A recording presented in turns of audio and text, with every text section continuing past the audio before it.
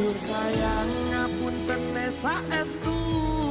yen dereng saged nuruti apa karepmu tapi aja sumelan ana dina liyane bakal tak upayake mbok kepiye carane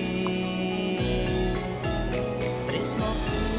ora bakal luntur sayangku ora bakal goyah senajan kahanane bubrah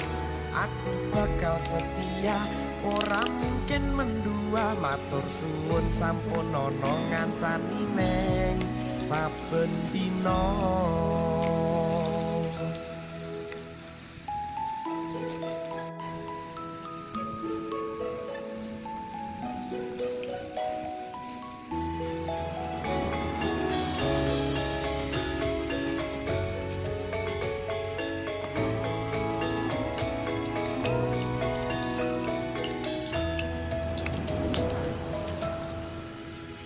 cintaku mbok yo sampun lenesu